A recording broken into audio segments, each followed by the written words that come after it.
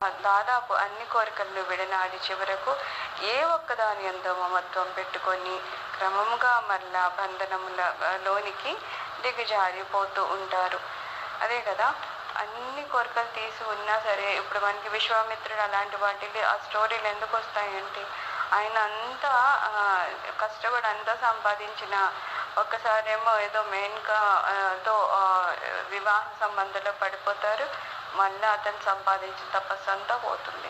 మళ్ళీ నెక్స్ట్ ఇంకో అమ్మాయి వస్తే దాని మీద కోపపడి ఆ కోపాన్ని జయించలేక అప్పుడు మళ్ళీ ఆయన తపస్సు అంతా పోతుంది. అలాగా అంత చేసిన వాళ్ళే చిన్న చిన్న వాటికి కామానికో క్రోధానికో అరిషడ్ వర్గానికో దేనికో ఒక్క చిన్న కారణం దగ్గర వాళ్ళ కింద పడి మళ్ళా వాళ్ళకున్న ఆ తపస్సు ఆ జ్ఞానాన్ని అందరినీ వదులుకున్నప్పుడు మనం అసలు కలికాలంలో అసలు మనకి ఏ దగ్గర ఏమి ఆకర్షణ లేదు, అన్ని చోట్ల అన్ని రకాల ఆకర్షణలు ఉన్నాయి. మరి ఇలాంటి దగ్గర మనం ఎంత జాగ్రత్తగా ఉండాలంటే చాలా జాగ్రత్తగా ఉండాలి.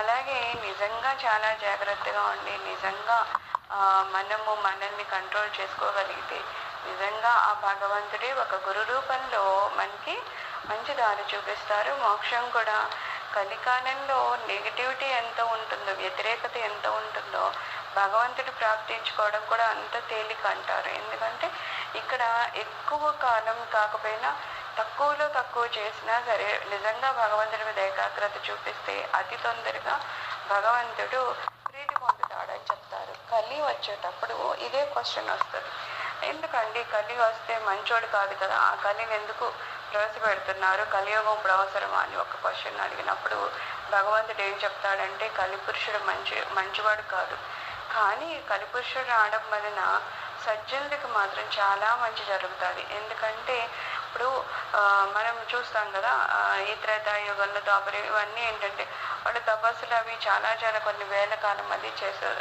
సత్యయుగంలో అది చూస్తే కొన్ని వేల కాలం చేశారు, అప్పుడు భగవంతుడు ప్రీతి చెందాడని చెప్తారు.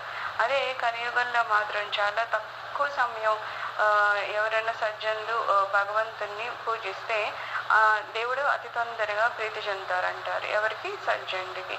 అందుకని కలి ఉండడం కూడా మంచిదే అంటారు.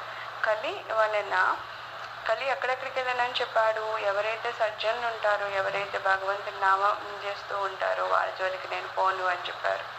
అందుకని ఏంటంటే కలియుగమే కాబట్టి మనము వేరే అప్పట్లాగా అంత తపస్సులు అట్లా చేయలేం కాబట్టి మనకున్నదేంటి నామము మంత్రము 24 గంటలు ఒక నామం పట్టుకొని చేస్తూ ఉంటే ఆ నామదేవత ఆ మంత్రదేవత ప్రీతి చెంది మనకేదో రూపంలో ఆమె కనిపించడమో వినిపించడమో మనకి ఏది కావాలో అది ఆమె సమకూర్చడమో చేస్తూ ఉంటుంది.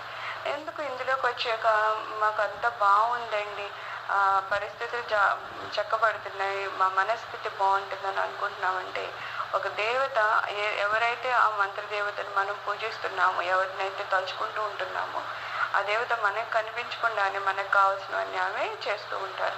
కనిపించడానికి కాదు, కనిపిస్తారు కూడా. సో నిన్నెవరో నాకు అదే అడుగుతున్నారు, బోలెన్ టైం ఉందని నేను యూట్యూబ్లో అన్నీ సెర్చ్ చేస్తున్నానని. నేను అప్పుడు చెప్పాను అనమాట, అమ్మ బోలెన్ టైం లేదు, ఉన్న టైం అంతా ఒక మంత్రం పట్టుకొని జపం చేయాలి. అది 1,00,000 కానీ కోట్లు కానీ చేసినప్పుడు ఏమవుతుందంటే ఆ మంత్రదేవత అప్పుడు ఏదో ఒక మాల తిప్పేస్తే 108 సార్లు ఒక కృష్ణ కృష్ణ అని ఒక రోజుకు ఒక మాలే తిప్పితే అసలు మొత్తం జీవితం అయిపోద్ది, కానీ ఆ మంత్రం సిద్ధించదు అనమాట. సో ఒక మంత్రం సిద్ధించాలి అంటే కొన్ని లక్షల పాటలు, లక్షల అంటే కోట్లకి వెళ్ళిపోవాలి. ఎందుకంటే 1,00,000 సార్లు చేసిన అందులో 10,000 సార్లు అన్నా నిజంగా మనం త్రికరణ శుద్ధిగా చేస్తామో లేదో తెలియదు. సో ఇవి అనవసరమైన వేరే మాటలు వేరే వాళ్ళ ఆలోచనలు ఎందుకు వద్దు అంటారంటే ఇవన్నీ పక్కన పెట్టేసి అసలైన ఆ మంత్రం ఒక్క మంత్రం పట్టుకున్నా చాలు, ఒక నామం పట్టుకున్నా చాలు, అది 24 గంటలు చేస్తే అప్పుడు ఆ మంత్రదేవత మనకి సపోర్ట్ చేస్తారనమాట. ఎందుకంటే ఈ కాలంలో మనము చాలా బలహీనం, మానసికమైన బలహీనతలు చాలా ఉన్నాయి. కాబట్టి దాని నుంచి ఉద్ధరించబడాలంటే ఒక గురువు గారి అనుగ్రహం, ఒక మంత్రదేవత వాళ్ళ సపోర్టు ఉంటే ఖచ్చితంగా మనం ఇంకొంచెం గబగబా సాధనని సాధించగలుగుతాం అనమాట. సో ఎవరైనా టైం ఉంది అంటే ఆమె పాపం నాకు అది అర్థం కాలేదు, ఎన్ని రోజులు ఏంటి ఆవిడకి ఎంత చెప్పినా ఎందుకు అలా యూట్యూబ్ చూసుకుంటూ ఉంటుందంటే నిన్న చెప్తుందనమాట, నాకు చాలా టైం ఉందండి, టైం ఎందుకు వేస్ట్ చేసుకోవడం, అందుకని యూట్యూబ్లో వెతుకుతున్నా నేను దొరుకుతుందని. యూట్యూబ్లో వెతికితే దొరకదమ్మా, నువ్వు ఒకే మంత్రం పట్టుకుని 24 గంటలు జపం చేస్తే దొరుకుతుంది. ఎక్కువ ఏమంటారంటే బయట నుంచి దొరికేదానికన్నా మన మనసులోంచి మన అంతరాత్మే అన్నీ మనకి చెప్తుంది.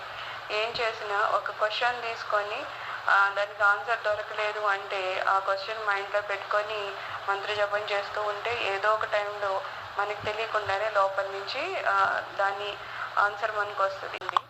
సో అది వదిలేసుకొని మనం అటు ఇటు తిప్పుకుంటే మనకి మనమే ఏదో లాస్ అవుతున్నాం అనమాట. సో మంత్రం ఉన్నాడు, మంత్రం పెద్దదైనా పర్వాలేదు, అయినా అలవాటు చేసేస్తే ఆ మనసు ఇంకా దాని జోలికి పోతుంది తప్పితే అనవసరం విషయాల జోలికి పోదు. అలాగే ఏది దొరికితే దాంతో తృప్తి పడడం అనేది చాలా ఇంపార్టెంట్. అయ్యో ఇలాంటి చీర కట్టుకుంటే పక్కోళ్ళు ఏమనుకుంటారు, నా లెవెల్ ఏమవుతుంది, పక్కోళ్ళ గురించి మనం ఆలోచిస్తూ కూర్చుంటే ఇంక మళ్ళీ మనం ఒక పని కట్టుకుని కోరికలు పెంచుకుంటూ ఉంటాం అనమాట. ఆ పక్కోళ్ళు వాళ్ళు బాగానే ఉంటారు, మన కోరికలు మనల్ని మళ్ళీ కిందకి లాగేస్తాయి. సో సాధనలో ఉండేవాడికి ఇలాంటి తిండి కావాలి, ఇలాగ అలవాట్లు ఉండాలి, ఇలాంటి చీర కట్టుకోవాలి, ఇంత ఫెసిలిటీస్లో ఉండాలి, ఈ సౌకర్యవంతమైన జీవితం ఉండాలి, ఇవన్నీ మనం పక్కన పెట్టాలి.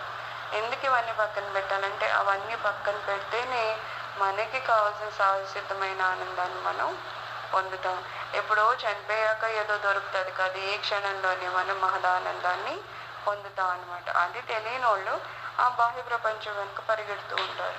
సో వాళ్ళు పరిగెట్టే వాళ్ళని చూసి మనము ఏదో పులిని చూసి నక్క వాతలు పెట్టుకుందని వాళ్ళెవరు బాహ్య ప్రపంచం వెంట పరిగెడుతున్నారు, వాళ్ళు మంచి చీరలు కట్టుకున్నారు, వాళ్ళు మంచిగా తిరుగుతున్నారు, నేను తిరగాలి అనుకుంటే అసలే నా జయం ఏంటో నేను వదిలేసుకొని నాకు కావాల్సిన ఆనందం ఏదో దాన్ని కూడా నేను వదిలేసుకుంటాను అనమాట.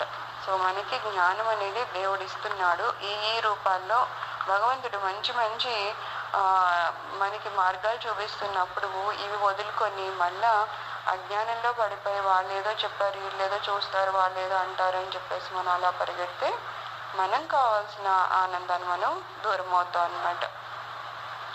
ఒక్కటి శేషించి ఉన్న ప్రమాదమే ఏలనగా కొందరు దాదాపు అన్ని కోరికలను విడనాడి చివరకు ఏ ఒక్కదాని యందు మమత్వాన్ని పెట్టుకొని క్రమంగా మరలా బంధనాల బడి జారిపోతూ ఉంటారు. అన్నీ అంతయు చల్లారి ఒక్క మినుగురు శేషించిన కాలక్రమణ అది మహాదారుణంగా పరిణమించగలదు కదా. కనుకనే భగవానుడు సమస్త వాంఛల యొక్క సంపూర్ణ త్యాగమని ఇచ్చట బలపరిచినారు. ఇట్టి త్యాగమున ఆత్మవిచారణ వివేక వైరాగ్యాలు సహాయభూతములుగా ఉంటాయి. ఆత్మవిచారం చేస్తూ ఉండాలి, వివేకం ఉండాలి, వైరాగ్యం ఉండాలి. ఎప్పుడైతే ఈ మూడు ఉంటాయో మనకి కోరికలు తగ్గిపోతూ ఉంటాయి అన్నమాట. ఇక రెండవ సాధన ఏంటంటే ఆత్మన్యేవాత్మనాతిష్ట, తన ఆత్మయందే తాను సంతుష్టుడై ఉండడము. దృష్టి ఆనందం ఎచ్చట లభిస్తుంది అన్న ప్రశ్నకు ఇచ్చట సమాధానం దొరుకుతుంది. మనం ఏదన్నా వేరేది కావాలనుకుంటున్నామంటే దాంట్లో ఏదో ఆనందం కోసమే మనం చేస్తాం. ఏ పని చేసినా ఎందుకు చేస్తాం, ఏదో ఆనందంగా ఉండాలి, సుఖపడాలనేది. మరి ఆ సుఖం ఎక్కడో బయట కాదమ్మా, నీలోనే ఉంది, అది కూడా ఫ్రీగా దొరుకుతుంది అన్నప్పుడు దాన్ని వదిలేసుకుని ఎక్కడెక్కడికో వెళ్ళడము అది అజ్ఞానం అనిపిస్తుంది. సో ఈ క్వశ్చన్ మీకు ఆనందం ఎక్కడుంది అంటే మనలోనే ఉందని చెప్తున్నారు.